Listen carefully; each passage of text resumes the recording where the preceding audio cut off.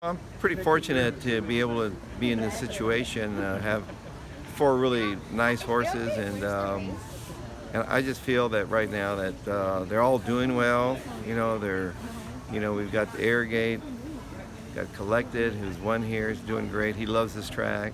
West Coast, he's never run here, but he's always worked well here. He worked here before when he got ready to run in the Travers. And Mubtaahij, he's never really, I worked him here a couple times, but you never know. Arrogate's having his last race. Does that put any extra pressure on you, or how do you feel about this?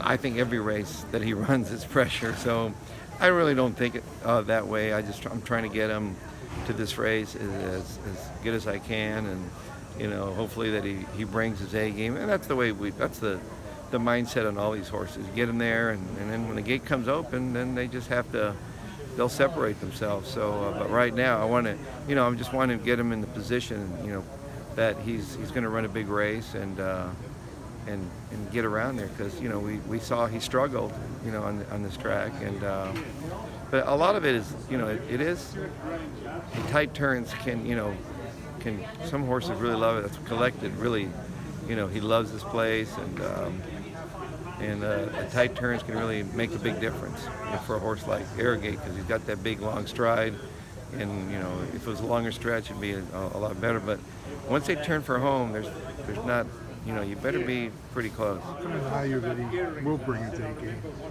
Well, he should. I don't see. But I thought he was going to bring it. Last couple times. So for some reason he just faltered a little bit. But his last race wasn't bad. I mean, he ran a good race. He got beat by a very nice horse, Collected, who's coming into his own. So that's this time of year. Some horses are coming in their own and getting stronger. And Arrogate, he's had those races and ran tough. And Dubai, it took a little bit out of him, because I think it took a lot out of him, because that race, he spotted everybody about 10 lengths head start, and then to do what he did, and when he came back, I could tell he was pretty light everywhere around him. But we got sometimes you just think they're invincible, but they're not. With him not having his A game at Del Mar the last two races, do you think that was a function of the tighter turns, or do you think it was just the surface? No, I think it was just the surface. I would say the first race, because it was really weird. It's not like that at all.